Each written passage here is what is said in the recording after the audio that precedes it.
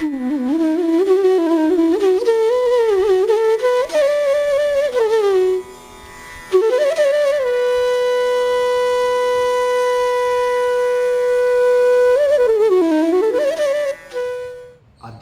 ಜೀವನ ಮತ್ತು ಸಾಧನೆ ಈ ವಿಷಯವನ್ನು ಕುರಿತು ಕೆಲವೊಂದು ವಿಚಾರಗಳನ್ನು ಇವತ್ತು ತಿಳಿದುಕೊಳ್ಳುವುದಕ್ಕೆ ಪ್ರಯತ್ನ ಪಡೋಣ. ಮೊದಲನೆಯದಾಗಿ, ಆಧ್ಯಾತ್ಮಿಕ ಜೀವನವನ್ನು ಎಲ್ಲರೂ ನಡೆಸುವುದಕ್ಕೆ ಸಾಧ್ಯವಿಲ್ಲ. ಕೆಲವೊಂದು ವರ್ಗದವರು, ಕೆಲವೊಂದು ಜಾತಿಯವರು, ಪಂಥದವರು ಅಥವಾ ಕೆಲವೊಂದು ಬಗೆಯ ಅರ್ಹತೆಗಳನ್ನು ಹೊಂದಿರುವವರು ಮಾತ್ರವೇ ಆಧ್ಯಾತ್ಮಿಕ ಜೀವನವನ್ನು ನಡೆಸಬಹುದು ಎನ್ನುವುದಾಗಿ ಕೆಲವೊಂದು ಅಭಿಪ್ರಾಯಗಳು ಇರುವುದನ್ನು ನಾವು ನೋಡ್ತೇವೆ. ಕೆಲವು ಶಾಸ್ತ್ರ ಗ್ರಂಥಗಳು ಅಥವಾ ಕೆಲವು ಬಗೆಯ ಪರಂಪರೆಯ ಅಭಿಪ್ರಾಯಗಳು ಇಂಥ ಕೆಲವೊಂದು ಮಾತುಗಳನ್ನು ಹೇಳುವುದನ್ನು ನಾವು ಕೇಳ್ತೇವೆ.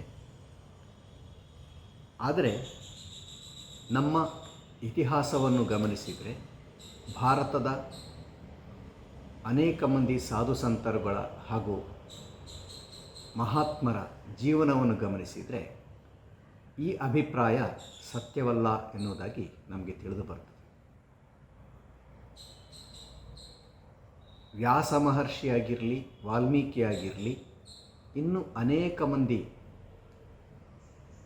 ಮಹರ್ಷಿಗಳು ಆಗಿರಲಿ, ಸಂತರುಗಳು, ಅವರೆಲ್ಲರೂ ಕೂಡ ಸತ್ಕುಲದಲ್ಲೇ ಜನಿಸಿದವರಾಗಿರಲಿಲ್ಲ. ಅಂತ್ಯಜರಲ್ಲಿ ಅನೇಕ ಮಂದಿ ಸಾಧು ಸಂತರು ಆಗಿ ಹೋಗಿದ್ದಾರೆ. ಉಪನಿಷತ್ತುಗಳ ಕಾಲದಲ್ಲೇ ಇಂಥ ಒಂದು ಘಟನೆಗಳನ್ನು ನಾವು ನೋಡೋದು ಉಂಟು. ಉದಾಹರಣೆಗೆ, ಸತ್ಯಕಾಮನ ವಿಚಾರಕ್ಕೆ ಬಂದರೆ, ಛಾಂದೋಗ್ಯ ಉಪನಿಷತ್ತಿನಲ್ಲಿ ಬರುವಂಥ ಸತ್ಯಕಾಮ ಅವನ ತಂದೆ ಯಾರು ಎನ್ನುವುದಾಗಿ ಗೊತ್ತಿರಲೇ ಇಲ್ಲ. ನೀನು ಯಾವ ಕುಲಕ್ಕೆ ಸೇರಿದವನು ಎನ್ನುವುದಾಗಿ ಗುರು ಕೇಳಿದಾಗ ಸತ್ಯಕಾಮನ ಬಳಿ ಉತ್ತರ ಇಲ್ಲ. ನನ್ನ ತಂದೆ ಯಾರು ನನಗೆ ಗೊತ್ತಿಲ್ಲ ಎನ್ನುವುದಾಗಿ ಅವನು ತಿಳಿಸ್ತಾನೆ.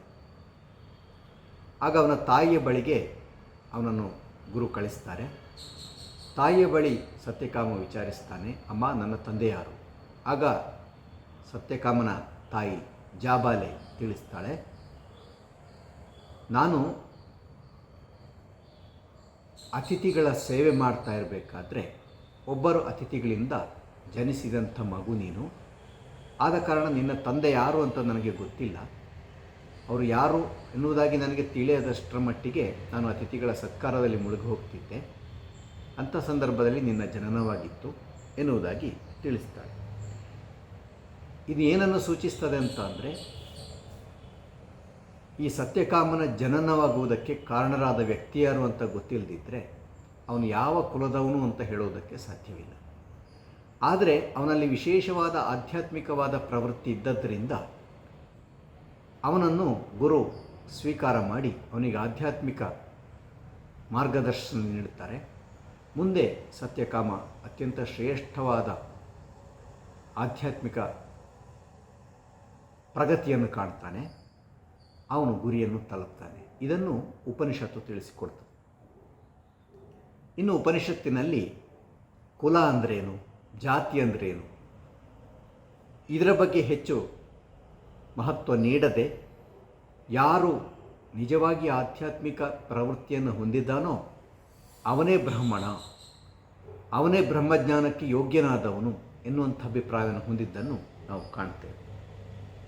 ಇದೇ ರೀತಿ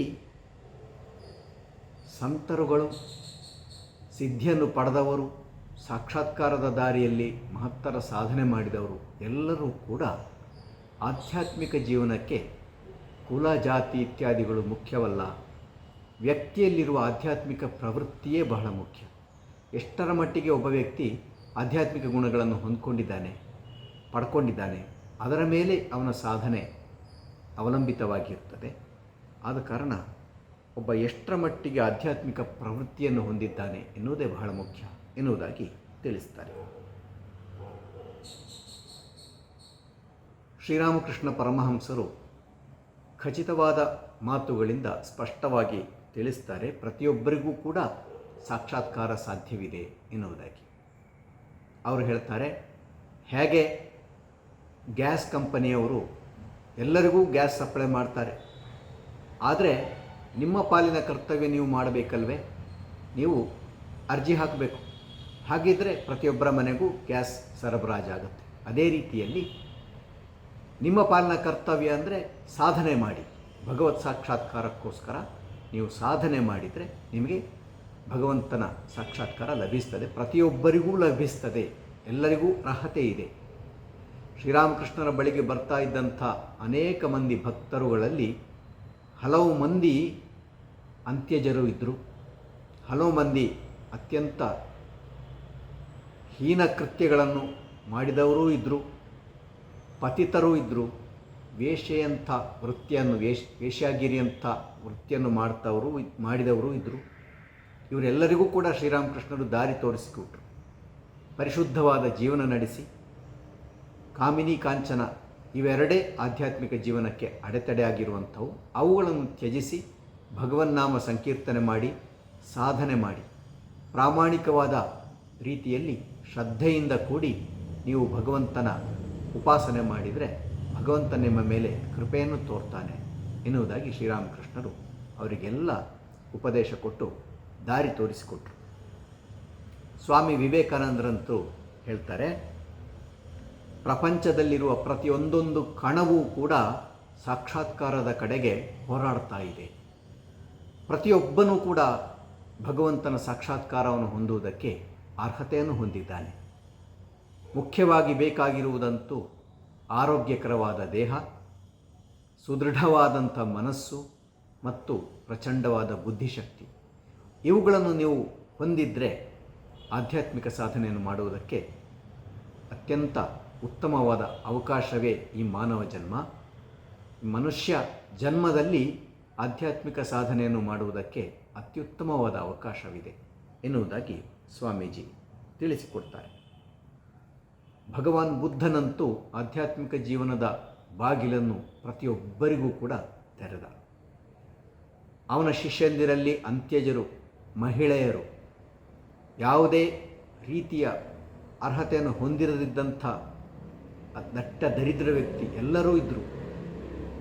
ಪ್ರತಿಯೊಬ್ಬರಿಗೂ ಕೂಡ ಮುಕ್ತಿಯನ್ನು ಪಡೆಯಬಹುದು ಎನ್ನುವುದಾಗಿ ಎಲ್ಲರನ್ನೂ ಕೂಡ ಅವನು ಸ್ವೀಕರಿಸಿದ.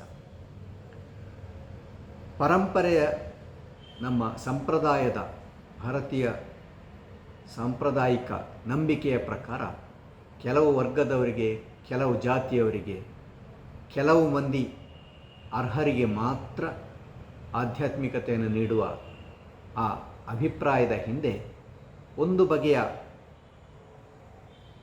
ದೃಢೀಕರಣ ಅಥವಾ ಅದನ್ನು ಸಮರ್ಥಿಸುವುದಾಗಿದ್ದರೆ ಒಂದು ಮಾತು ಏನು ಬರುತ್ತೆ ಅಂತಂದರೆ, ಆಧ್ಯಾತ್ಮಿಕ ಜೀವನ ನಡೆಸುವುದಕ್ಕೆ ಅಗತ್ಯವಾದ ಗುಣಗಳನ್ನು ಒಬ್ಬ ಹೊಂದಿರ್ತಾನೆಯೋ ಇಲ್ಲವೋ, ಇದನ್ನು ಮಾತ್ರ ನಾವು ಗಮನಿಸಬೇಕಾಗ್ತದೆ. ಆದರೆ ಸಾಂಪ್ರದಾಯಿಕ ರೀತಿಯಲ್ಲಿ ಅದನ್ನು ಆ ರೀತಿಯಲ್ಲಿ ನೋಡ್ತಿರಲಿಲ್ಲ.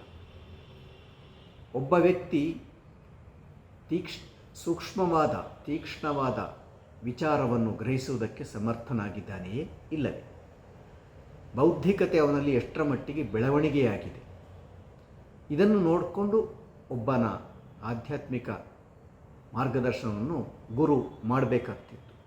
ಸಾಮಾನ್ಯವಾಗಿ ಉನ್ನತ ವರ್ಗದಲ್ಲಿ, ಉನ್ನತ ಜಾತಿಯಲ್ಲಿ ಹುಟ್ಟಿದ ವ್ಯಕ್ತಿಗೆ ಮಾತ್ರವೇ ಒಳ್ಳೆಯ ಯೋಗ್ಯವಾದ ಪರಿಸರ ಹಾಗೂ ಶಿಕ್ಷಣ ಮನೆಯಲ್ಲಾಗಲಿ ಗುರುಕುಲದಲ್ಲಾಗಲಿ ಸಿಗ್ತಾ ಇತ್ತು.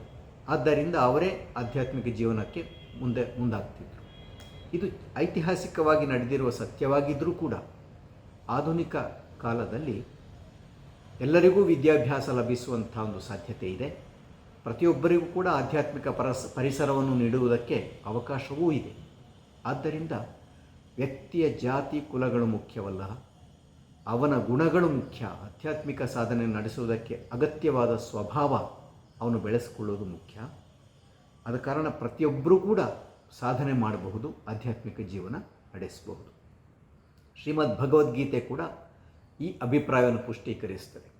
ಗೀತೆಯಲ್ಲಿ ಹೇಳ್ತಾರೆ, ಸಾಧನೆಯನ್ನು ಮಾಡ್ತಾ ಪತಿತರಾಗಿ ಹೋದರೆ ಅವರ ಅವಸ್ಥೆ ಏನು ಎನ್ನುವುದಾಗಿ ಅರ್ಜುನನ ಪ್ರಶ್ನೆಗೆ ಶ್ರೀಕೃಷ್ಣ ಪರಮಾತ್ಮ ಉತ್ತರಿಸ್ತಾನೆ.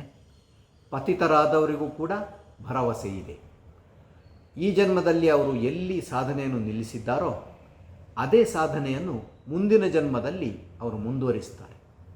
ಅವರ ಸಾಧನೆ ಅಲ್ಲಿಗೆ ಚ್ಯುತಿಯಾಗಿ ಹೋಗುವುದಿಲ್ಲ, ವ್ಯರ್ಥವಾಗುವುದಿಲ್ಲ. ಮುಂದಿನ ಜನ್ಮದಲ್ಲಿ ಅವರು ತಮ್ಮ ಸಾಧನೆಯನ್ನು ಮುಂದುವರಿಸ್ತಾರೆ.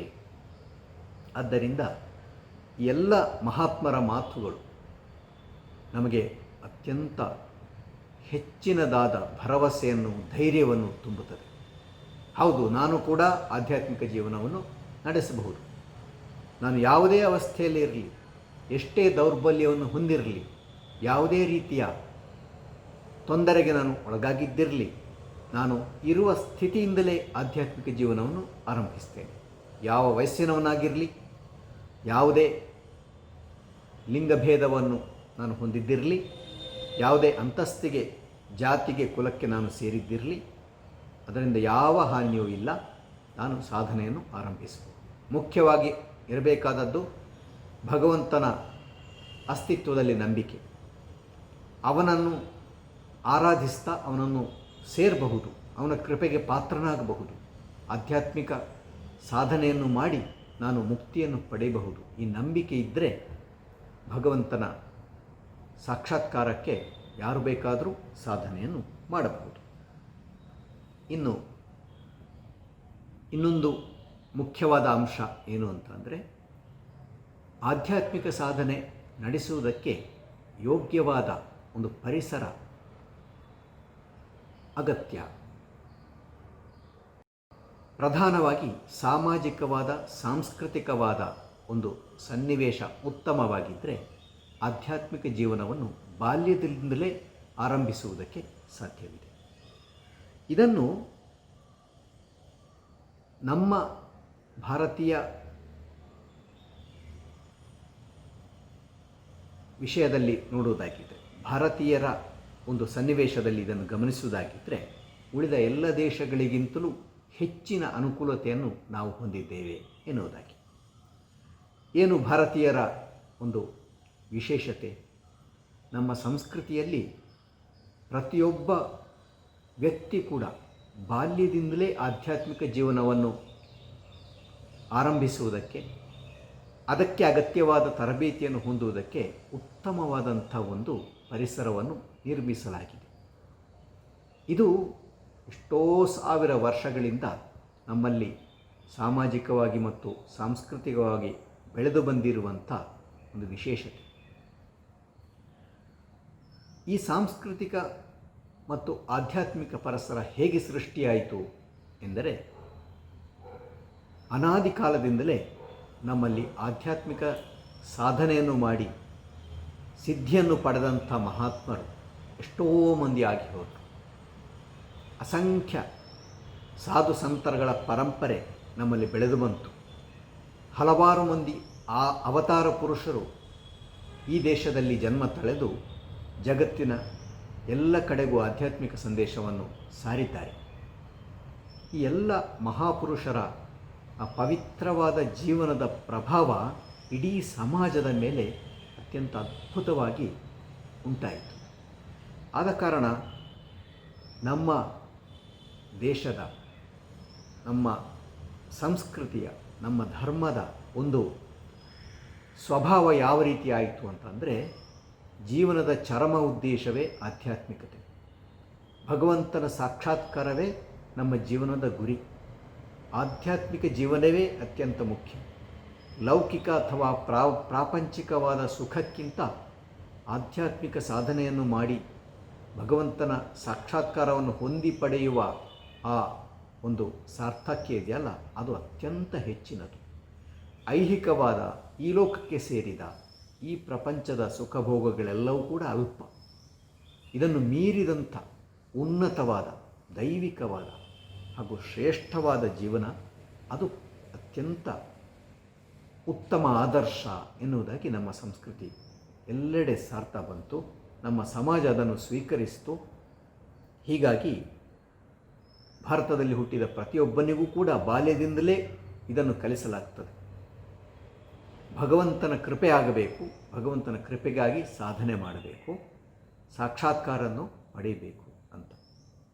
ಇಂಥ ಒಂದು ಸಮಾಜ ಬಾಲ್ಯದಿಂದಲೇ ಪೂಜೆ ಪುನಸ್ಕಾರ, ಸಂಧ್ಯಾ ವಂದನೆ ಅಥವಾ ನಾಮಜಪ, ಭಜನೆ, ನಾಮ ಸಂಕೀರ್ತನೆ, ಆರಾಧನೆ, ಅನೇಕ ಬಗೆಯ ಆಚರಣೆಗಳು, ದೇವಸ್ಥಾನಕ್ಕೆ ಹೋಗುವುದು, ಗಂಧ ಪುಷ್ಪಾದಿಗಳನ್ನು ಧರಿಸಿಕೊಳ್ಳುವುದು, ವ್ರತ ಇತ್ಯಾದಿಗಳನ್ನು ಮಾಡುವಂಥದ್ದು, ಹೀಗೆ ಅನೇಕ ಬಗೆಯ ಆಚರಣೆಗಳನ್ನು ನಮ್ಮ ಸಮಾಜ ಅಳವಡಿಸಿಕೊಂಡಿದೆ. ಹಬ್ಬ ಹರಿದಿನಗಳು, ನಂಬಿಕೆಗಳು, ಅನೇಕ ಬಗೆಯ ಆಧ್ಯಾತ್ಮಿಕ ಆದರ್ಶಗಳು ನಮ್ಮ ಸಮಾಜವನ್ನು ಅತ್ಯಂತ ಶ್ರೀಮಂತಗೊಳಿಸಿದೆ. ಇಲ್ಲಿ ಪ್ರತಿಯೊಬ್ಬರೂ ಕೂಡ ಒಂದಲ್ಲ ಒಂದು ರೀತಿಯಲ್ಲಿ ಭಗವಂತನ ಕೃಪೆಗಾಗಿ ಪ್ರಾರ್ಥಿಸುವ ರೀತಿಯಲ್ಲಿ ಒಂದು ಪರಿಸರ ನಿರ್ಮಾಣವಾಗಿದೆ. ಇಷ್ಟು ಸುದೀರ್ಘವಾದ ಈ ಸಂಸ್ಕೃತಿ ಮತ್ತು ಆ ಸಂಸ್ಕೃತಿಯ ಆರೈಕೆಯಿಂದ ಬೆಳೆದು ಬಂದಂಥ ನಮ್ಮ ಸಮಾಜ ನಮ್ಮಲ್ಲಿ ಹುಟ್ಟುವ ಪ್ರತಿ ಒಬ್ಬ ಮಗುವಿಗೂ ಕೂಡ ನಾಮಕರಣ ಇತ್ಯಾದಿ ಜಾತಕರ್ಮ, ನಾಮಕರಣ ಮೊದಲಾದ ಷೋಡಶ ಸಂಸ್ಕಾರಗಳು ಅಂತ ಹೇಳ್ತಾರೆ. ಅವುಗಳ ಮೂಲಕ ಆ ಮಗುವಿನ ಬೆಳವಣಿಗೆಯನ್ನು ಕ್ರಮಬದ್ಧವಾಗಿ ಮಾಡುವುದಕ್ಕೆ ಪ್ರಯತ್ನಿಸ್ತಾ ಇದೆ. ಉಪನಯನ ಆಗಬೇಕು, ಅವನು ಸಾಧನೆ ಮಾಡಬೇಕು, ಅನಂತರ ಅವನು ಪ್ರೌಢಾವಸ್ಥೆಗೆ ಬಂದಾಗ ಧಾರ್ಮಿಕ ರೀತಿಯಲ್ಲಿ ಜೀವನ ನಡೆಸಬೇಕು. ಗೃಹಸ್ಥ ಜೀವನ ಆಗಿರಲಿ, ಯಾವುದೇ ರೀತಿಯ ಜೀವನವಾಗಿರಲಿ, ಅವನ ವಿದ್ಯಾಭ್ಯಾಸವನ್ನು ಸಕಾಲಕ್ಕೆ ಮುಗಿಸಬೇಕು. ಇಂಥ ಆದರ್ಶಗಳನ್ನು ಕ್ರಮಬದ್ಧವಾಗಿ ಮಾಡ್ತಾ ಬಂದದ್ರಿಂದ ಒಬ್ಬ ವ್ಯಕ್ತಿ ಹೇಗೆ ಬದುಕಬೇಕು, ಯಾವ ರೀತಿಯಲ್ಲಿ ತನ್ನ ಜೀವನವನ್ನು ರೂಪಿಸಿಕೊಳ್ಬೇಕು, ಇದನ್ನು ಅವನು ನಿರ್ಧರಿಸುವುದಿಲ್ಲ, ಬದಲಾಗಿ ಸಮಾಜ ನಿರ್ಧರಿಸ್ತದೆ. ಈ ರೀತಿಯಲ್ಲಿ ಅವನಿಗೆ ಅಗತ್ಯವಾದ ಎಲ್ಲ ಸಂಸ್ಕಾರಗಳನ್ನು ಕೊಡುವಂಥ ಒಂದು ಪರಂಪರೆ ನಮ್ಮಲ್ಲಿ ನಿರ್ಮಾಣವಾಯಿತು. ಆದ ಕಾರಣವೇ ಆಧ್ಯಾತ್ಮಿಕ ಜೀವನ ನಡೆಸುವವರಿಗೆ ನಮ್ಮ ಸಮಾಜ ಮತ್ತು ಸಂಸ್ಕೃತಿ ಅತ್ಯುತ್ತಮವಾದ ತರಬೇತಿಯನ್ನು ನೀಡುತ್ತದೆ. ಇನ್ನು ಆಧ್ಯಾತ್ಮಿಕ ಜೀವನ ನಡೆಸಬೇಕಾದಂಥವರು ಗಮನಿಸಬೇಕಾದ ಮುಖ್ಯಾಂಶ ಅಂತಂದರೆ, ಪ್ರತಿಯೊಂದು ಧರ್ಮದಲ್ಲೂ ಧಾರ್ಮಿಕವಾದ ಅನೇಕ ಸಂಗತಿಗಳಿವೆ. ಅವುಗಳನ್ನು ನಮ್ಮ ಸಾಧನೆಗೆ ಅಗತ್ಯವಾದ ರೀತಿಯಲ್ಲಿ ಹೇಗೆ ನಾವು ಅಳವಡಿಸಿಕೊಳ್ಬೇಕು. ಧರ್ಮವನ್ನು ಕುರಿತು ಹೇಳ್ತಾ ಸ್ವಾಮಿ ವಿವೇಕಾನಂದರು ಹೇಳಿದಂಥ ಒಂದು ಮಾತು ಹೀಗಿದೆ: ಪ್ರತಿಯೊಂದು ಧರ್ಮದಲ್ಲಿಯೂ 3 ಭಾಗಗಳಿವೆ. ಮೊದಲನೆಯದಾಗಿ ತತ್ವಜ್ಞಾನ, ಎರಡನೆಯದು ಪುರಾಣ, ಮೂರನೆಯದು ಕ್ರಿಯಾವಿಧಿ ಅಂದರೆ ಆಚರಣೆ ಅಥವಾ ರಿಚುವಲ್ಸ್. ಸಹಜವಾಗಿ ತತ್ವಜ್ಞಾನವೇ ಪ್ರತಿಯೊಂದು ಧರ್ಮದ ಸಾರ. ಪುರಾಣವು ತತ್ವಜ್ಞಾನವನ್ನು ಲೋಕಭಾಷೆಯಲ್ಲಿ ವ್ಯಕ್ತಗೊಳಿಸಿ ಅದನ್ನು ವಿವರಿಸಿ ಮಹಾಪುರುಷರ, ಸಂತರ, ಪೌರಾಣಿಕ ವ್ಯಕ್ತಿಗಳ ಜೀವನ ಚರಿತ್ರೆಗಳಿಂದಲೂ ಅದ್ಭುತ ಐತಿಹಾಸಿಕ ಘಟನೆಗಳಿಂದಲೂ ದೃಷ್ಟಾಂತಗಳಿಂದಲೂ ಕಟ್ಟುಕತೆಗಳಿಂದಲೂ ನಿದರ್ಶನಗೊಳಿಸುತ್ತದೆ. ಕ್ರಿಯಾವಿಧಿಯು ಪ್ರತಿಯೊಬ್ಬನೂ ಗ್ರಹಿಸುವಂತೆ ಆ ತತ್ವಜ್ಞಾನಕ್ಕೆ ಇನ್ನೂ ಹೆಚ್ಚಾಗಿ ಮೂರ್ತರೂಪವನ್ನು ಕಲ್ಪಿಸುತ್ತದೆ. ಇದು ಸ್ವಾಮಿ ವಿವೇಕಾನಂದರು ಧರ್ಮವನ್ನು ಕುರಿತು ಹೇಳಿರುವಂಥ ಒಂದು ಬಹಳ ಮುಖ್ಯವಾದ ಸಂಗತಿ. ತತ್ವ, ಪುರಾಣ ಮತ್ತು ಕ್ರಿಯಾವಿಧಿ ಈ 3 ಅಂಗಗಳನ್ನು ಹೊಂದಿರುವ ಧರ್ಮವು ಅತ್ಯಂತ ಪರಿಪೂರ್ಣವಾದ ಧರ್ಮ ಎನ್ನುವುದಾಗಿ ಈ ಮಾತುಗಳಿಂದ ನಮಗೆ ಸ್ಪಷ್ಟವಾಗ್ತದೆ. ಧರ್ಮದಲ್ಲಿ ಸಾಮಾನ್ಯವಾಗಿ ಈ 3 ಅಂಶಗಳು ಕಂಡು ಬರ್ತವೆ. ತತ್ವ ಎನ್ನುವುದು ಧರ್ಮದ ಸಾರ ಅಥವಾ ತಿರುಳು. ಬಹಳ ಗಹನವಾದ, ಸೂಕ್ಷ್ಮವಾದ ವಿಚಾರಗಳನ್ನು ಒಳಗೊಂಡ ತತ್ವಜ್ಞಾನ ಧರ್ಮಕ್ಕೆ ತಾರ್ಕಿಕವಾದಂಥ ಒಂದು ನೆಲೆಯನ್ನು ಒದಗಿಸಿಕೊಡ್ತದೆ. ಉದಾಹರಣೆಗೆ, ನಮ್ಮಲ್ಲಿ ವೇದಾಂತಗಳಿಂದ ರೂಪಿತವಾದಂಥ ಕೆಲವೊಂದು ವಿಚಾರಗಳನ್ನು ಅನೇಕ ದರ್ಶನಗಳ ಮೂಲಕ, ತತ್ವಗಳ ಮೂಲಕ ಅದನ್ನು ಒಂದು ಕ್ರಮಬದ್ಧವಾದ ಒಂದು ಶಾಸ್ತ್ರವಾಗಿ ರೂಪಿಸಲಾಗಿದೆ. ಆದ ಕಾರಣ ವೇದಾಂತ ಎನ್ನುವುದನ್ನು ನಮ್ಮ ಭಾರತೀಯ ಜೀವನದಲ್ಲಿ ತಾತ್ವಿಕವಾದಂಥ ಒಂದು ಆದರ್ಶ ಎನ್ನುವುದಾಗಿ ಪರಿಗಣಿಸಲಾಗ್ತದೆ. ಅದು ಕೇವಲ ತತ್ವಜ್ಞಾನ ಅಷ್ಟೇ ಅಲ್ಲ. ತತ್ವಜ್ಞಾನ ನಮ್ಮಲ್ಲಿ ಆಧ್ಯಾತ್ಮಿಕ ಜೀವನವೂ ಹೌದು, ಧರ್ಮವೂ ಹೌದು, ಎಲ್ಲರ ಆದರ್ಶವೂ ಹೌದು. ತತ್ವ ಅಂತಂದ್ರೇನು? ತತ್ವ ಅಂತಂದರೆ ಇದು ಹೀಗೆ ಅಂತ, ಇದು ಈ ರೀತಿಯೇ ಇದೆ ಅಂತ ಒಂದು ವಿಷಯವನ್ನು ಕುರಿತು ಖಚಿತವಾಗಿ ತರ್ಕಬದ್ಧವಾಗಿ ಹಲವು ಪ್ರಮಾಣಗಳ ಮೂಲಕ ದೃಢೀಕರಿಸಿದಂಥ ಒಂದು ಸತ್ಯ. ಸತ್ಯವನ್ನೇ ಕ್ರಮಬದ್ಧವಾಗಿ ತಾರ್ಕಿಕವಾಗಿ ಹೇಳಿರುವುದು ಯಾವುದು? ಅದೇ ತತ್ವ. ಸತ್ಯ ಹೇಗಿದೆ ಅದನ್ನು ಹಾಗೇ ನಮಗೆ ಅನೇಕ ಸಲ ಗ್ರಹಿಸುವುದಕ್ಕೆ ಸಾಧ್ಯವಿಲ್ಲ. ಆಗ ನಮ್ಮ ಮಾನಸಿಕ ಬೌದ್ಧಿಕ ಊಹಾಪೋಹಗಳಿಂದಲೂ ತರ್ಕದಿಂದಲೂ ಪ್ರಮಾಣಗಳಿಂದಲೂ ಅದನ್ನು ಅರಿತುಕೊಂಡು ಆ ಸತ್ಯವನ್ನು ಸಾಕ್ಷಾತ್ಕರಿಸಿಕೊಳ್ಬೇಕಾಗ್ತದೆ. ಇಂಥ ತತ್ವಜ್ಞಾನ ಎನ್ನುವುದನ್ನು ನಮ್ಮ ದರ್ಶನಗಳು, ವೇದಾಂತ ದರ್ಶನವೇ ಮೊದಲಾದ ಷಡ್ದರ್ಶನಗಳು ನಮ್ಮಲ್ಲಿವೆ. 6 ಬಗೆಯ ದರ್ಶನಗಳು ಹಲವಾರು ಪ್ರಮಾಣಗಳ ಮೂಲಕ ಈ ತತ್ವ ಏನು, ಸತ್ಯ ಯಾವುದು ಎನ್ನುವುದಾಗಿ ಪ್ರಮಾಣೀಕರಿಸ್ತದೆ. ಆದ ಕಾರಣ ಧರ್ಮ ಎನ್ನುವುದು ದೃಢವಾಗಿ ಸಮಾಜದಲ್ಲಿ ನಿಲ್ಲುವುದಕ್ಕೆ ಈ ತತ್ವಜ್ಞಾನ ಎನ್ನುವುದು ಅತ್ಯಂತ ಮುಖ್ಯವಾದ ಒಂದು ಘಟಕವಾಗಿರುತ್ತದೆ.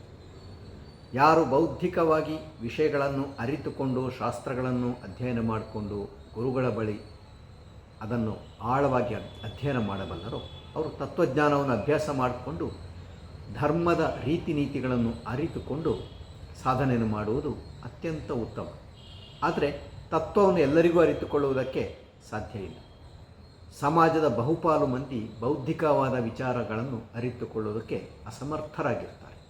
ಅಂಥವರು ತತ್ವವನ್ನು ಅಧ್ಯಯನ ಮಾಡುವುದಕ್ಕಿಂತ ಹೆಚ್ಚಾಗಿ ಪೌರಾಣಿಕವಾದ ಅನೇಕ ಕಥೆಗಳನ್ನು, ಆಧ್ಯಾತ್ಮಿಕ ವಿಚಾರಗಳನ್ನು ಒಳಗೊಂಡ ಹಲವಾರು ಶಾಸ್ತ್ರ ಗ್ರಂಥಗಳನ್ನು ಅಧ್ಯಯನ ಮಾಡುವುದಕ್ಕೆ ಉತ್ತಮವಾದ ಅವಕಾಶವಿದೆ. ಪುರಾಣಗಳು ಧರ್ಮದ ಇನ್ನೊಂದು ಘಟಕ, ಇನ್ನೊಂದು ವಿಶೇಷ. ಎಲ್ಲ ಧರ್ಮಗಳಲ್ಲೂ ಈ ಪೌರಾಣಿಕವಾದ ವಿಚಾರಗಳು ಇರ್ತವೆ. ಪುರಾಣಗಳು ಹೆಚ್ಚಾಗಿ ಕಥೆಗಳನ್ನು ಹೇಳ್ತವೆ. ಯಾರೋ ಮಹಾತ್ಮರ ಕಥೆ, ಋಷಿಗಳಾಗಿರಬಹುದು, ದೇವತೆ ಆಗಿರಬಹುದು, ಅವತಾರ ಪುರುಷರಾಗಿರಬಹುದು. ನಮ್ಮಲ್ಲಿ 18 ಮಹಾಪುರಾಣಗಳು ಇವೆ. 18 ಮಹಾಪುರಾಣಗಳು ಬೃಹತ್ತಾದದ್ದು. ಅವುಗಳಲ್ಲಿ ಸಹಸ್ರಾರು ಶ್ಲೋಕಗಳಿವೆ. ಇವತ್ತಿನ ದೃಷ್ಟಿಯಲ್ಲಿ ಹೇಳುವುದಾಗಿದ್ದರೆ ಸಾವಿರಾರು ಪುಟಗಳಿರುವ ಪುಸ್ತಕಗಳು. ಅಂಥ ದೊಡ್ಡ ದೊಡ್ಡ ಗ್ರಂಥಗಳು ಅನೇಕ ಕಥೆಗಳನ್ನು ಹೇಳ್ತವೆ. ಪುರಾಣಗಳು ಯಾರ ಬಗ್ಗೆ ಇವೆ? ವಿಷ್ಣುವಿನ ಬಗ್ಗೆ, ಶಿವನ ಬಗ್ಗೆ, ಅಥವಾ ದೇವಿಯ ಬಗ್ಗೆ, ವಾಯುವಿನ ಬಗ್ಗೆ, ಹೀಗೆ ಅನೇಕ ಸಂಗತಿಗಳನ್ನು ಒಳಗೊಂಡ ದೇವತೆಗಳನ್ನು ಕುರಿತಾದ ಆಧ್ಯಾತ್ಮಿಕ ವಿಚಾರಗಳನ್ನು ಕುರಿತಾದ ಹಲವಾರು ಸಂಗತಿಗಳನ್ನು ಒಳಗೊಂಡ ಬೃಹತ್ ಗ್ರಂಥದ ಒಂದು ರಚನೆ ಈ ಪುರಾಣಗಳ ರೂಪದಲ್ಲಿ ಆಯಿತು. ಪುರಾಣಗಳು ಹೆಚ್ಚಾಗಿ ಜನಸಾಮಾನ್ಯರನ್ನು ದೃಷ್ಟಿಯಲ್ಲಿಟ್ಟುಕೊಂಡು ಬರೆದಂಥ ಗ್ರಂಥಗಳು. ಶಿವಪುರಾಣ, ವಿಷ್ಣು ಪುರಾಣ, ಭಾಗವತ ಪುರಾಣ, ದೇವಿ ಪುರಾಣ, ಇಂಥ ಗ್ರಂಥಗಳೆಲ್ಲವೂ ಕೂಡ ಈ ಜಗತ್ತಿನ ಸೃಷ್ಟಿಯ ಬಗ್ಗೆ ಹೇಳ್ತವೆ. ಯಾಕೆ ಈ ಸೃಷ್ಟಿ ಆಯಿತು, ಎಲ್ಲಿಂದ ಆಯಿತು, ಯಾರು ಮಾಡಿದ್ರು, ಯಾವ ರೀತಿಯಲ್ಲಿ ಈ ಪ್ರಪಂಚದ ರಚನೆ ಆಗಿದೆ, ಭಗವಂತ ಯಾವ ರೀತಿಯಲ್ಲಿದ್ದಾನೆ, ಭಗವಂತನನ್ನು ಯಾಕೆ ನಾವು ಆರಾಧಿಸಬೇಕು, ಯಾರು ಭಗವಂತನನ್ನು ಆಶ್ರಯಿಸಿ ಅವನ ಆರಾಧನೆಯನ್ನು ಮಾಡಿ ಸಿದ್ಧಿಯನ್ನು ಪಡೆದರು, ಅಂಥ ಮಹಾತ್ಮರ ಪರಂಪರೆ ಯಾವುದು, ಅನೇಕ ರಾಜಂದರ ಕಥೆ, ಹಲವಾರು ಮಂದಿ ಋಷಿಗಳ ಕಥೆ, ದೇವತೆಗಳ ಕಥೆ, ಇದನ್ನೆಲ್ಲ ವಿಸ್ತರಿಸ್ತಾ ಹೋಗ್ತಾರೆ. ಒಟ್ಟಿನಲ್ಲಿ ಜನರಲ್ಲಿ ಭಕ್ತಿ, ಶ್ರದ್ಧೆ ಇವನ್ನು ಮೂಡಿಸಬೇಕು. ಭಗವಂತನ ಆರಾಧನೆಯನ್ನು ಹೇಗೆ ಮಾಡಬೇಕು, ಯಾವ ರೀತಿಯಲ್ಲಿ ಸಾಧನೆ ಮಾಡಬೇಕು, ಇಂಥ ಅನೇಕ ಅಂಶಗಳನ್ನು ತಿಳಿಸಿಕೊಡುವ ಒಂದು ದೊಡ್ಡ ವಿಶ್ವಕೋಶದಂತಿರುವ ರಚನೆಗಳೇ ಈ ಪುರಾಣಗಳು. ಕ್ರೈಸ್ತ ಧರ್ಮದಲ್ಲಿ ಬೈಬಲ್ ಆಗಿರಲಿ, ಅಥವಾ ಇಸ್ಲಾಂ ಧರ್ಮದ ಕುರಾನ್ ಆಗಿರಲಿ, ಬೌದ್ಧ ಧರ್ಮದ ಲಲಿತ ವಿಸ್ತರ ಅಥವಾ ಇತರ ಅನೇಕ ಶಾಸ್ತ್ರ ಗ್ರಂಥಗಳಾಗಿರಲಿ ಹಲವಾರು ಕಥೆಗಳನ್ನು ಒಳಗೊಂಡಿವೆ. ಬೌದ್ಧರ ಜಾತಕ ಕಥೆಗಳು, ಜೈನರ ಮಹಾಪುರಾಣ ಇತ್ಯಾದಿ ಪುರಾಣಗಳು ಇವೆಲ್ಲವೂ ಮಹಾತ್ಮರ ಕಥೆಗಳನ್ನು, ದೇವದೇವತೆಗಳ ಕಥೆಗಳನ್ನು ಒಳಗೊಂಡು ಜನರಿಗೆ ದಾರಿಯನ್ನು ತೋರಿಸಿಕೊಡುವ ಗುರಿಯನ್ನು ಹೊಂದಿವೆ. ಹೀಗಾಗಿ ಪುರಾಣ ಓದಬಲ್ಲವರು ಓದಿ ಅದನ್ನು ತಿಳಿದುಕೊಳ್ತಾರೆ, ಅದರಲ್ಲಿ ಹೇಳಿರುವ ಧಾರ್ಮಿಕ ಅಂಶಗಳನ್ನು ಅನುಸರಿಸುವುದಕ್ಕೆ ಪ್ರಯತ್ನಿಸ್ತಾರೆ. ಅದು ಸಾಧ್ಯವಿಲ್ಲದೆ ಹೋದವರಿಗೆ ಪುರಾಣ ಶ್ರವಣ ಮಾಡಬಹುದು. ನಮ್ಮ ಪರಂಪರೆಯಲ್ಲಿ ಪುರಾಣವನ್ನು ಕೇಳುವುದು, ಶ್ರವಣ ಮಾಡುವುದು ಒಂದು ಬಹಳ ಮುಖ್ಯವಾದ ಅಂಶವಾಗಿದೆ. ಕಥಾಶ್ರವಣ, ಹರಿಕಥಾಶ್ರವಣ, ಪುರಾಣ ಶ್ರವಣ ಇತ್ಯಾದಿ. ಯಾರು ಶಾಸ್ತ್ರಗಳನ್ನೆಲ್ಲ ಓದಿ ಸಂಸ್ಕೃತವನ್ನೆಲ್ಲ ಅಭ್ಯಾಸ ಮಾಡಿ ಪುರಾಣಗಳನ್ನು ಓದಿದ್ದಾರೋ ಅಂಥವರು ಪ್ರವಚನ ನೀಡ್ತಾರೆ, ಪುರಾಣದ ಕಥೆಗಳನ್ನು ವರ್ಣಿಸ್ತಾರೆ, ವಿವರಿಸ್ತಾರೆ. ಅದನ್ನು ಸಾಮಾನ್ಯ ಜನರೆಲ್ಲರೂ ಕೇಳ್ತಾರೆ. ಹೀಗೆ ಕೇಳುವಿಕೆಗೆ ನಮ್ಮಲ್ಲಿ ಹೆಚ್ಚಿನ ಮಹತ್ವವಿದೆ. ದಿವ್ಯ ಕಥೆಗಳನ್ನು ಕೇಳಿಕೊಂಡು ಅವರು ಜೀವನವನ್ನು ಸಂಪನ್ನಗೊಳಿಸ್ತಾರೆ, ಆಧ್ಯಾತ್ಮಿಕಗೊಳಿಸ್ತಾರೆ. ಕಥಾಶ್ರವಣದಲ್ಲಿ ಕೇಳಿರುವ ಅಂಶಗಳನ್ನು ತಮ್ಮ ಜೀವನದಲ್ಲಿ ಅಳವಡಿಸಿಕೊಂಡು ಅವರು ಆಧ್ಯಾತ್ಮಿಕವಾಗಿ ಮುಂದುವರಿಯುವುದಕ್ಕೆ ಪ್ರಯತ್ನಿಸ್ತಾರೆ. ಇನ್ನು ಮೂರನೆಯ ಅಂಗವೇ, ಯಾವುದೇ ಧರ್ಮದಲ್ಲಿ ಕಂಡುಬರುವ ಮೂರನೆಯ ಅಂಗವೇ ಕ್ರಿಯಾವಿಧಿ ಅಥವಾ ಆಚರಣೆ. ನಾನಾ ಬಗೆಯ ಆಚರಣೆಗಳನ್ನು ನಾವು ಪ್ರತಿಯೊಂದು ಧರ್ಮದಲ್ಲೂ ನೋಡ್ತೇವೆ. ನಮ್ಮ ಧರ್ಮದಲ್ಲಂತೂ ಆಚರಣೆಗಳಿಗೂ ಎಷ್ಟು ಎನ್ನುವುದಾಗಿ ಮಿತಿಯೇ ಇಲ್ಲ, ಅಸಂಖ್ಯವಾದ ಆಚರಣೆಗಳನ್ನು ನೋಡ್ತೇವೆ.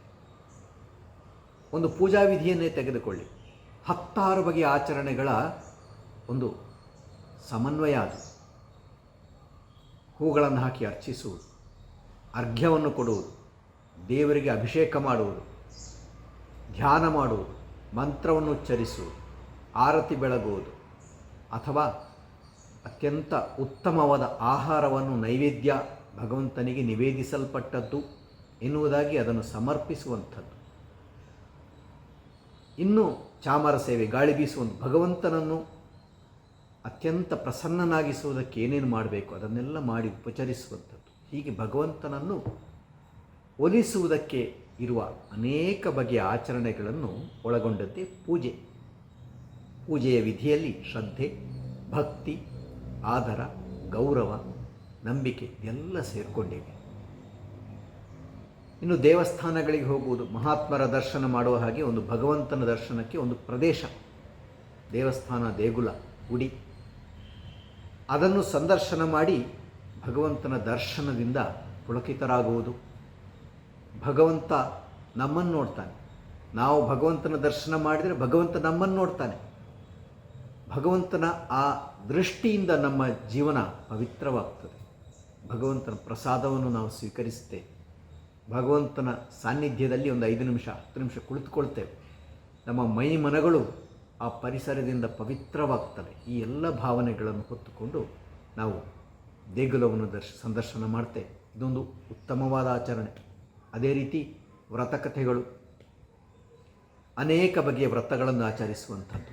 ಒಂದು ಪುಣ್ಯ ದಿನದಲ್ಲಿ ಅಥವಾ ತಮಗೆ ಅನುಕೂಲವಾದಂಥ ದಿನದಲ್ಲಿ, ವಿಶೇಷವಾದಂಥ ಕೆಲವು ಸಂದರ್ಭಗಳಲ್ಲಿ ಒಂದು ವ್ರತ, ಇಂಥ ಒಂದು ಭಗವಂತನನ್ನು ಧ್ಯಾನಿಸುವುದಕ್ಕೋಸ್ಕರ ಉಪವಾಸ ಮಾಡ್ತೀನಿ, ಅಥವಾ ಒಂದು ಬಗೆಯ ಪಾರಾಯಣ ಮಾಡ್ತೀನಿ, ಒಂದು ಬಗೆಯ ಕಥೆಯನ್ನು ಕೇಳ್ತೀನಿ, ಭಗವಂತನ ನಾಮಜಪವನ್ನು ಇಂಥ ಸಂದರ್ಭದಲ್ಲಿ ಮಾಡ್ತೇನೆ ಇತ್ಯಾದಿ ವ್ರತಗಳನ್ನು ಮಾಡಿಕೊಂಡು ಒಂದು ರೀತಿಯಲ್ಲಿ ನಮ್ಮ ಮನಸ್ಸು ಎಲ್ಲವನ್ನೂ ಕೂಡ ಭಗವಂತನ ಕಡೆಗೆ ತಿರುಗಿಸುವಂಥ ಪ್ರಯತ್ನ.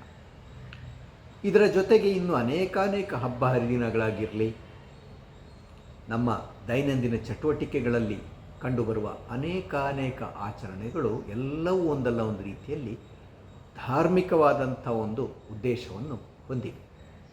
ನಮ್ಮ ದೈನಂದಿನ ಪ್ರತಿನಿತ್ಯದ ಜೀವನ ಆಧ್ಯಾತ್ಮಿಕವಾಗಬೇಕು ಎನ್ನುವುದಕ್ಕೋಸ್ಕರ ಈ ಎಲ್ಲ ಒಂದೊಂದು ಬಗೆಯ ಆಚರಣೆಗಳನ್ನು ಮಾಡಲಾಗಿದೆ. ಅನೇಕ ಕಡೆ ಇವುಗಳ ಐಚ್ಛಿಕ, ಅಂದರೆ ನಮಗೆ ಸಾಧ್ಯವಾದರೆ ಮಾಡಬಹುದು, ಇಲ್ಲದಿದ್ದರೆ ಯಾವುದೇ ಬಗೆಯ ತೊಂದರೆ ಇಲ್ಲ ಎನ್ನುವುದಾಗಿ ಐಚ್ಛಿಕವಾಗಿವೆ. ಇನ್ನು ಅನೇಕ ಕಡೆ ನಿಯಮ, ಹೀಗೆ ಮಾಡಲೇಬೇಕು, ಮಗು ಹುಟ್ಟಿದ ಮೇಲೆ ಜಾತಕರ್ಮ ಆಗಲೇಬೇಕು, ನಾಮಕರಣ ಆಗಲೇಬೇಕು, ಉಪನಯನ ಆಗಲೇಬೇಕು, ಅಥವಾ ಕೆಲವೊಂದೊಂದು ಕುಟುಂಬಗಳಲ್ಲಿ ಇಂಥ ದಿವಸದಲ್ಲಿ ಇಂಥ ಬಗೆಯ ಕಾರ್ಯವನ್ನು ಮಾಡಲೇಬೇಕು. ಮಹಾತ್ಮರ ದಿನಗಳಲ್ಲಿ ಜನ್ಮಾಷ್ಟಮಿ, ರಾಮನವಮಿ, ಶಿವರಾತ್ರಿ ಇಂಥ ದಿವಸಗಳಲ್ಲೆಲ್ಲ ಒಂದೊಂದು ಬಗೆಯ ಹಬ್ಬಗಳನ್ನು ಆಚರಿಸಲೇಬೇಕು. ಅದೆಷ್ಟೇ ಕಷ್ಟ ಇರಲಿ ಅದನ್ನು ಮಾಡೇ ಮಾಡ್ತಾರೆ. ಈ ರೀತಿಯ ಶ್ರದ್ಧೆಯನ್ನು ನಮ್ಮ ಸಮಾಜ ಬೆಳೆಸಿಕೊಂಡಿದೆ. ಇಂಥ ಕ್ರಿಯೆಗಳು, ಆಚರಣೆಗಳು ಲೆಕ್ಕವಿಲ್ಲದಷ್ಟು ಅಸಂಖ್ಯವಾಗಿವೆ. ಅವೆಲ್ಲವೂ ಕೂಡ ನಮ್ಮ ಸಮಾಜದ ಪ್ರತಿಯೊಬ್ಬ ವ್ಯಕ್ತಿಯ ಮನಸ್ಸನ್ನು ಭಗವಂತನ ಕಡೆಗೆ ತಿರುಗಿಸುವುದಕ್ಕೋಸ್ಕರ, ನಮ್ಮ ಜೀವನವನ್ನು ಆಧ್ಯಾತ್ಮಿಕವಾಗಿ ಉನ್ನತ ಸ್ತರಕ್ಕೆ ಏರಿಸುವುದಕ್ಕೋಸ್ಕರ ಇರುವಂಥ ಆಚರಣೆಗಳು. ಆದ ಕಾರಣ ಧರ್ಮವನ್ನು ಹಿಡಿದಿಡುವುದಕ್ಕೆ ಇದು ಬಹಳ ಮುಖ್ಯ. ಯಾರು ಶಾಸ್ತ್ರಗಳನ್ನು ಓದುವುದಕ್ಕೆ ಸಾಧ್ಯವಿಲ್ಲವೋ, ಯಾರು ಬೌದ್ಧಿಕವಾದ, ತಾರ್ಕಿಕವಾದ ತತ್ವವನ್ನು ತಿಳಿದುಕೊಳ್ಳುವುದಕ್ಕೆ ಅಸಮರ್ಥರೋ ಅವರೆಲ್ಲರಿಗೂ ಕೂಡ ಈ ಆಚರಣೆ, ಕ್ರಿಯಾವಿಧಿ ಇದನ್ನೆಲ್ಲ ಮಾಡುವುದಕ್ಕೆ ಸಾಧ್ಯ ಇದೆ.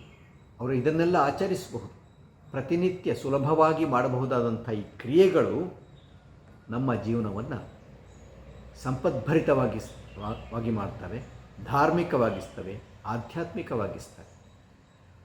ಈ ಆಚರಣೆ ವಿಧಿಗಳಲ್ಲಿ ತತ್ವಗಳು ಸೇರಿಕೊಂಡಿರ್ತವೆ. ತತ್ವದ ಮೂರ್ತ ರೂಪವೇ ಈ ಆಚರಣೆಗಳು ಎನ್ನುವುದಾಗಿ ಸ್ವಾಮೀಜಿ ಹೇಳ್ತಾರೆ. ನಮಗೆ ತಿಳಿದುಕೊಳ್ಳುವುದಕ್ಕೆ ಅಸಾಧ್ಯವಾಗಿರಬಹುದು, ಆದರೆ ನಮ್ಮ ಆಚರಣೆಗಳ ಮೂಲಕ ಆ ತತ್ವವನ್ನೇ ನಾವು ಕಾಣ್ತೇವೆ.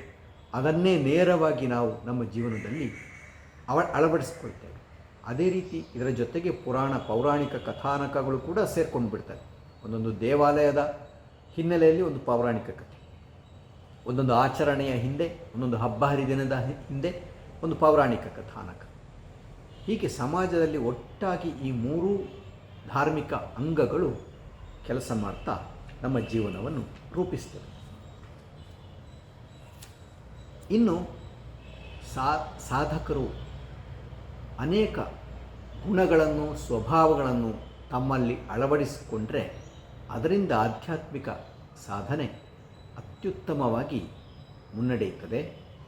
ಅವರು ಶೀಘ್ರವಾಗಿ ಭಗವಂತನ ಕಡೆಗೆ ಸಾಗುವುದಕ್ಕೆ ಸಾಧ್ಯವಿದೆ.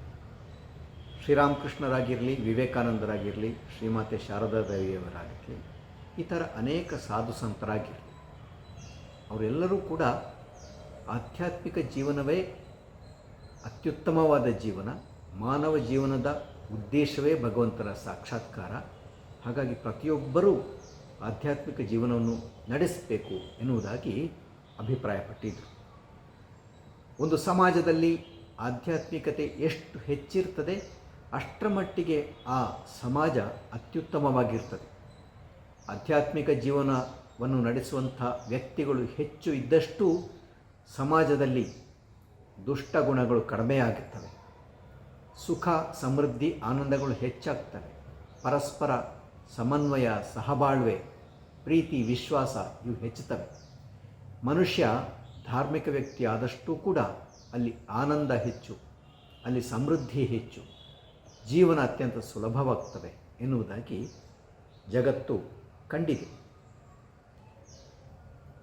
ಇಂಥ ಆಧ್ಯಾತ್ಮಿಕ ಗುಣಗಳು ಯಾವ್ಯಾವುವು ಅಂತ ಪಟ್ಟಿ ಮಾಡಿ ನಮಗೆ ತಿಳಿಸಿಕೊಡುವುದಕ್ಕೆ ಸಾಧ್ಯತೆ ಇಲ್ಲದೆ ಹೋದರೂ ಕೂಡ ಕೆಲವೊಂದು ಪ್ರಧಾನವಾದ ಗುಣಗಳನ್ನು ಎಲ್ಲ ಮಹಾತ್ಮರು ಕೂಡ ಸಮಾನಾಭಿಪ್ರಾಯವನ್ನು ಹೊಂದಿ ಅದನ್ನು ಹೇಳ್ತಾ ಬರ್ತಾರೆ. ಕೆಲವೊಂದು ಇಂಥ ಗುಣಗಳನ್ನು ನಾವು ಈಗ ಗಮನಿಸಬಹುದು. ಒಂದು ಮುಖ್ಯವಾದ ಗುಣ ಆಧ್ಯಾತ್ಮಿಕ ಸಾಧಕನು ಬೆಳೆಸಿಕೊಳ್ಳಬೇಕಾದದ್ದು ಅಂದರೆ ಸತ್ಯಸಂಧತೆ. ಯಾಕಂದರೆ ಪರಮಾತ್ಮ ಎನ್ನುವುದು ಸತ್ಯ, ಸತ್ಯ ಅಂದರೆ ಪರಮಾತ್ಮ, ಇದರಲ್ಲಿ ಭೇದ ಇಲ್ಲ. ಆ ಸತ್ಯವನ್ನು ಬಿಟ್ಟು ಭಗವಂತ ಬೇರೆ ಇಲ್ಲ. ಆದ ಕಾರಣ ಅವನನ್ನು ಹೊಂದಬೇಕಾದ್ರೆ ಸತ್ಯಸಂಧತೆ ಅತ್ಯುತ್ತಮವಾದಂಥ ಒಂದು ಜೀವನ ಮಾರ್ಗ. ಯಾರು ಸುಳ್ಳನ್ನು ಹೇಳ್ತಾನೋ, ಅಪ್ರಾಮಾಣಿಕನಾಗಿರ್ತಾನೋ ಅವನಿಗೆ ಆಧ್ಯಾತ್ಮಿಕ ಜೀವನ ಸಾಧ್ಯ ಇಲ್ಲ. ಶ್ರೀರಾಮಕೃಷ್ಣರು ಹೇಳ್ತಾ ಇದ್ದರು, ಮನಸ್ಸು, ಮಾತು, ಆಲೋಚನೆ ಇವನ್ನು ಯಾರು ಒಂದಾಗಿಸ್ತಾರೋ ಅವನಿಗೆ ಸಾಕ್ಷಾತ್ಕಾರ ಹೆಚ್ಚು ದೂರ ಇಲ್ಲ ಎನ್ನುವುದಾಗಿ ಶ್ರೀರಾಮಕೃಷ್ಣರು ಹೇಳ್ತಾರೆ. ಮಾತಿನಲ್ಲಿ ಏನನ್ನು ಆಡ್ತಾನೋ ಅದನ್ನೇ ಮನಸ್ಸಿನಲ್ಲಿ ಆಲೋಚಿಸ್ತಾನೆ, ಅದನ್ನೇ ಅವನು ನೋಡ್ತಾನೆ ಅಥವಾ ಆಚರಿಸ್ತಾನೆ. ಕಾಯ ವಾಚ ಮನಸ ಸತ್ಯವನ್ನು ಆಚರಿಸುವುದು ಒಬ್ಬನಿಗೆ ಧಾರ್ಮಿಕವಾದ ಜೀವನವನ್ನು ನಡೆಸಲು ಅತ್ಯಂತ ಅನುಕೂಲಕರವಾಗಿರುತ್ತದೆ. ಸಾಕ್ಷಾತ್ ಸತ್ಯವೇ ಪರಮಾತ್ಮ ಆಗಿರುವುದರಿಂದ ಅವನನ್ನು ಹೊಂದಬೇಕಾದವರು ಸತ್ಯವನ್ನು ನುಡಿಯಲೇಬೇಕು, ಸತ್ಯವನ್ನು ಆಚರಿಸಲೇಬೇಕು. ಇದು ಎಲ್ಲ ಧರ್ಮಗಳು ಹೇಳುವಂಥ ವಿಚಾರ. ನಮ್ಮ ಪರಂಪರೆಯಲ್ಲಿ ಸತ್ಯಹರಿಶ್ಚಂದ್ರನಂಥ ಮಹಾತ್ಮರಿಂದ ಹಿಡಿದು ಅನೇಕ ಋಷಿಮುನಿಗಳು, ಮಹಾತ್ಮರು, ಗುರುಗಳು, ಪರಂಪರೆಯಲ್ಲಿ ಬರುವ ಎಲ್ಲ ಬಗೆಯ ಅವತಾರ ಪುರುಷರು ಇದಕ್ಕೆ ಬಹಳ ಮಹತ್ವ ನೀಡಿದ್ದಾರೆ. ಹಾಗಾಗಿ ಸತ್ಯ ಪರಿಪಾಲನೆ ಎನ್ನುವುದು ಬಹಳ ಮುಖ್ಯವಾದದ್ದು.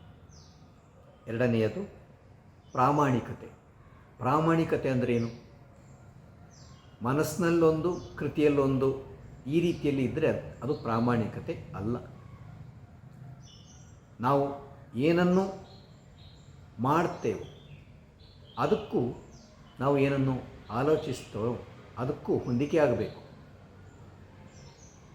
ಬಾಹ್ಯದಲ್ಲಿ ನಾವು ಧಾರ್ಮಿಕ ಜೀವನವನ್ನು ನಡೆಸ್ತೇವೆ ಎನ್ನುವುದಾಗಿ ತೋರಿಸಿಕೊಳ್ಳುತ್ತೇವೆ.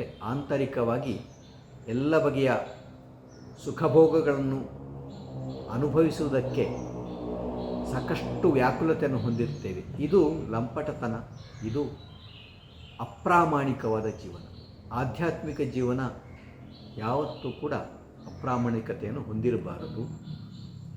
ಅದು ಮಾತಿನಲ್ಲೂ ಕೃತಿಯಲ್ಲೂ ಒಂದಾಗಿರಬೇಕು ಎನ್ನುವುದಾಗಿ ಸ್ವಾಮಿ ವಿವೇಕಾನಂದರು ಬಹಳ ಮುಖ್ಯವಾಗಿ ಹೇಳಿದ್ದಾರೆ. ಗೀತೆಯಲ್ಲೂ ಹೇಳುತ್ತೆ, ಯಾರು ಇಂದ್ರಿಯಗಳನ್ನು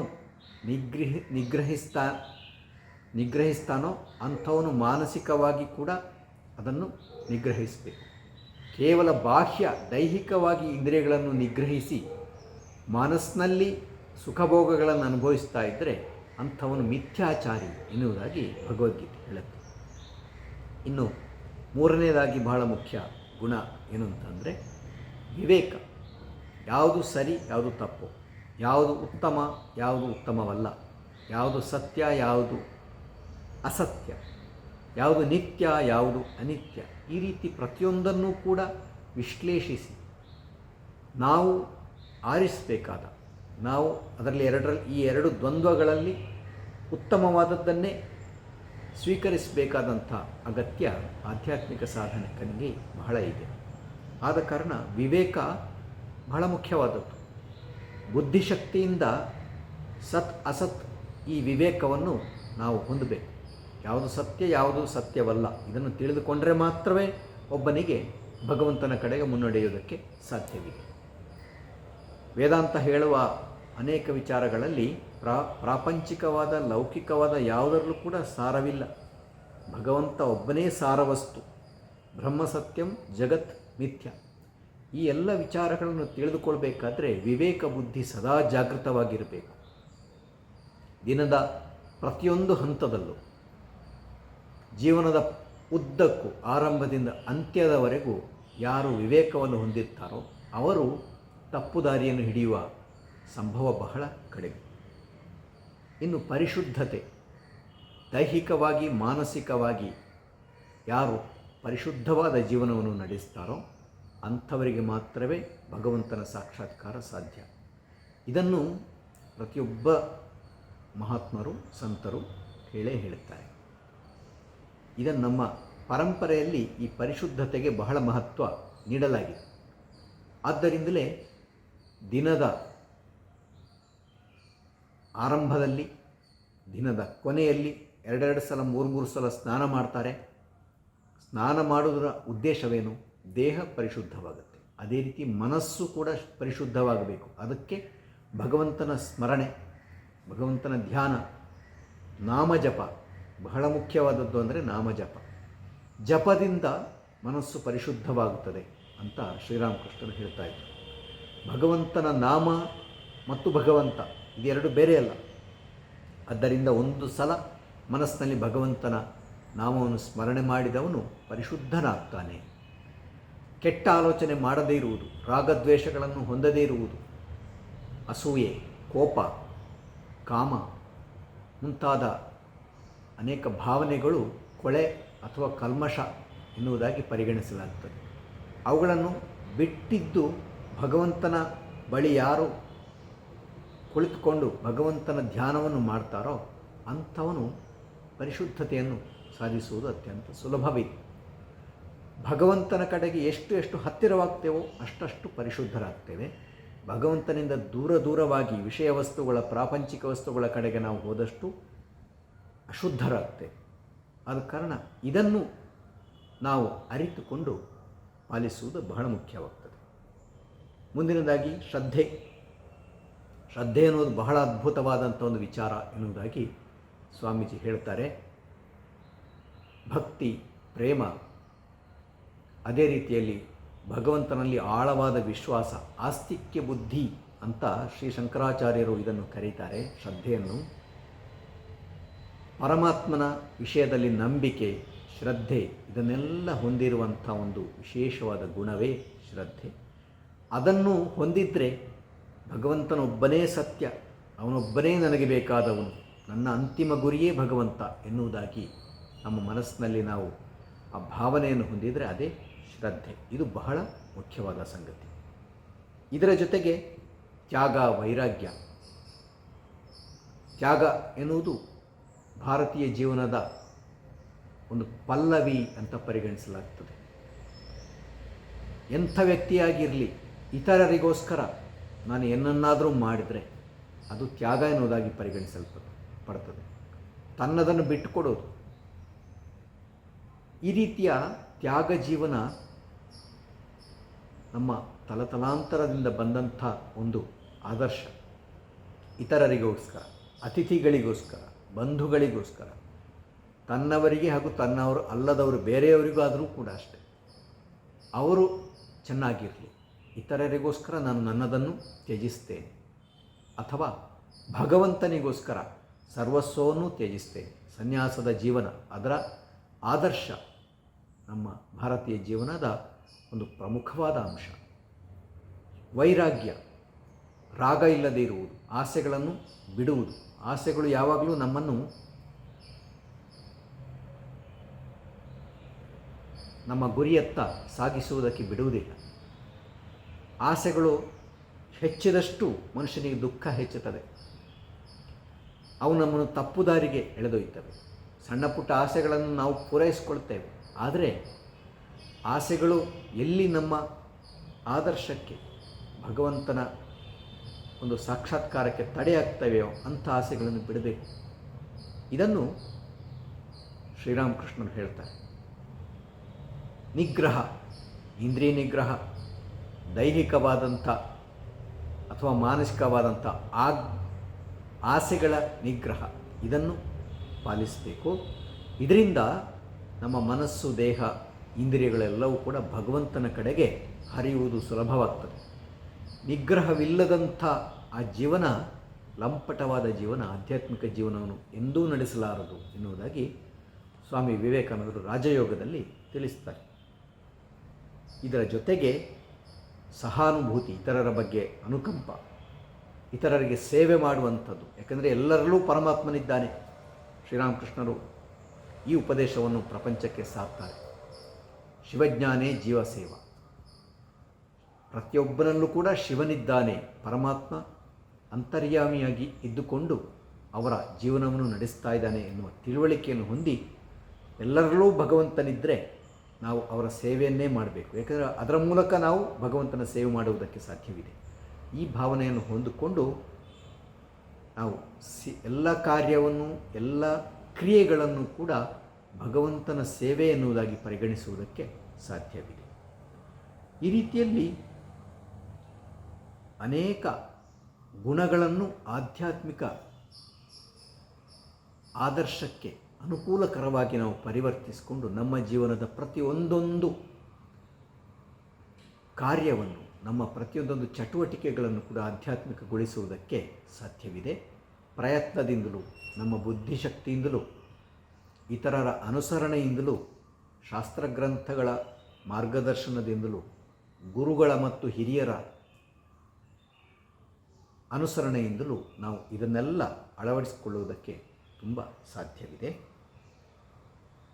ಅಂತಿಮವಾಗಿ ಆಧ್ಯಾತ್ಮಿಕ ಜೀವನಕ್ಕೆ ನಾವು ಬಂದ ನಂತರ ತಿಳಿದುಕೊಳ್ಳಬೇಕಾದ ಮುಖ್ಯ ಅಂಶ ಅಂತಂದರೆ, ಮನುಷ್ಯ ಜೀವನ ನಾವು ಪಡೆದ ಮೇಲೆ ಇದು ವ್ಯರ್ಥವಾಗುವುದಕ್ಕೆ ಬಿಡಬಾರದು. ಪುರಂದರದಾಸರು ಹೇಳಿದರು, ಮನುಷ್ಯ ಜನ್ಮ ದೊಡ್ಡದು, ಇದನ್ನು ವ್ಯರ್ಥ ಮಾಡಿಕೊಳ್ಬೇಡಿ ಹುಚ್ಚಪ್ಪಗಳಿರಾ ಅಂತ ಅವರು ಕಳಕಳಿಯಿಂದ ಕೇಳಿಕೊಂಡ್ರು. ಮನುಷ್ಯ ಜೀವನ ಅತ್ಯುತ್ಕೃಷ್ಟ ಯಾಕೆ ಅಂತಂದರೆ, ಈ ಜನ್ಮದಲ್ಲಿ ಮಾತ್ರವೇ ಮನುಷ್ಯನು ಒಂದು ಜೀವ ಸಾಕ್ಷಾತ್ಕಾರ ಹೊಂದುವುದಕ್ಕೆ ಸಾಧ್ಯವಿದೆ. ದೇವತೆಗಳ ಜನ್ಮ, ದೇವತೆಗಳ ಜೀವನ ಎಂಥದ್ದು ಅಂದರೆ ಸುಖಭೋಗವನ್ನು ಮಾತ್ರ ಅಲ್ಲಿ ಪಡೆಯಬಹುದು. ತಾನು ಸಂಪಾದಿಸಿದ ಪುಣ್ಯ ಮುಗಿದ ನಂತರ ದೇವತೆಗಳು ಕೂಡ ಈ ಮರ್ತ್ಯ ಲೋಕಕ್ಕೆ ಇಳಿದು ಬರಬೇಕು. ಅದೇ ರೀತಿ ಗಂಧರ್ವರಾಗಿರಲಿ, ಕಿನ್ನರರಾಗಿರಲಿ, ಕಿಪುರುಷರಾಗಿರಲಿ, ಪಿತೃದೇವತೆಗಳಾಗಿರಲಿ, ಯಾರೇ ಆಗಿದ್ದರೂ ಕೂಡ ಅವರವರ ಲೋಕಗಳಲ್ಲಿ ಸಾಕ್ಷಾತ್ಕಾರವನ್ನು ಹೊಂದುವುದಕ್ಕೆ ಸಾಧ್ಯವಿಲ್ಲ. ಯಾಕಂದರೆ ಕಾರ್ಯಕಾರಣಗಳಿಂದ ಕೂಡಿರುವ ಈ ಕರ್ಮ ಎನ್ನುವಂಥ ಒಂದು ಬಹಳ ವಿಶಿಷ್ಟವಾದಂಥ ಕರ್ಮ ಎನ್ನುವ ಒಂದು ತತ್ವ, ಅದು ಕೆಲಸ ಮಾಡುವುದು ಮರ್ತ್ಯಲೋಕದಲ್ಲಿ ಮಾತ್ರ, ಈ ಭೂಮಿಯಲ್ಲಿ ಮಾತ್ರ. ಆದ್ದರಿಂದ ಈ ಭೂಮಿಯಲ್ಲಿ ಮನುಷ್ಯನಾಗಿ ಜನ್ಮ ತಳೆದಂಥ ನಾವೆಲ್ಲರೂ ಕೂಡ ಭಗವಂತನ ಸಾಕ್ಷಾತ್ಕಾರಕ್ಕಾಗಿ ಹೋರಾಡಬೇಕು. ನಮ್ಮ ಎಲ್ಲ ಪ್ರಯತ್ನವನ್ನು ಕೂಡ ಭಗವಂತನ ಕಡೆಗೆ ತಿರುಗಿಸಬೇಕು. ನಮ್ಮ ಪ್ರತಿಯೊಂದು ಕಾರ್ಯವನ್ನು, ಚಟುವಟಿಕೆಯನ್ನು, ನಮ್ಮ ಜೀವನದ ಒಂದೊಂದು ಕ್ಷಣವನ್ನು ಕೂಡ ಆದಷ್ಟು ಭಗವಂತನ ಸಾಧನೆಗೆ ವಿನಿಯೋಗಿಸಬೇಕು. ಇದರಿಂದ ನಮಗೆ ಮಹತ್ತರವಾದಂಥ ಒಂದು ಯಶಸ್ಸು ಸಿಗುತ್ತದೆ, ಜೀವನ ಸಾರ್ಥಕವಾಗ್ತದೆ. ಸಾಕ್ಷಾತ್ಕಾರವನ್ನು ನಾವು ಪಡೆದುಕೊಂಡಾಗಲೇ ಈ ಜನ್ಮ ಜನ್ಮಾಂತರಗಳಿಂದ ಕೂಡಿದ ಸುದೀರ್ಘವಾದ ಪಯಣ ಅಂತ್ಯಗೊಳ್ತದೆ. ಆಧ್ಯಾತ್ಮಿಕ ಜೀವನವೆನ್ನುವುದು ಆಗಲೇ ಸಾರ್ಥಕವಾಗ್ತದೆ. ಹೀಗೆ ಮನುಷ್ಯ ಜನ್ಮ ಅದು ಧನ್ಯವಾಗ್ತದೆ. ಇದನ್ನು ನಮ್ಮ ಭಾರತೀಯ ಪರಂಪರೆ ನಮಗೆ ಕಲಿಸಿಕೊಡ್ತದೆ. ನಮ್ಮ ಗುರು ಪರಂಪರೆ, ಆಚಾರ್ಯ ಪರಂಪರೆ ನಮಗೆ ಇದನ್ನು ತಿಳಿಸಿಕೊಡ್ತಾರೆ. ಅವರ ಮಾರ್ಗದರ್ಶನದಲ್ಲಿ ನಾವು ಸಾಧನೆ ಮಾಡಿ ಮುನ್ನಡೆಯುತ್ತಾ ಆದಷ್ಟರ ಮಟ್ಟಿಗೆ ಭಗವಂತನ ಕೃಪೆಗೆ ಪ್ರಯತ್ನಿಸ್ತಾ ಭಗವಂತನ ಆ ಸಾಕ್ಷಾತ್ಕಾರವನ್ನು ನಾವೆಲ್ಲರೂ ಕೂಡ ಪಡೆದುಕೊಳ್ಳೋಣ ಅಂತ ಪ್ರಾರ್ಥಿಸ್ತಾ ಈ ಒಂದು ಸೀಮಿತ ಅವಧಿಯ ಒಂದು ಚಿಂತನೆಯನ್ನು ಇಲ್ಲಿಗೆ ನಿಲ್ಲಿಸೋಣ. ಜಯರಾಮ್.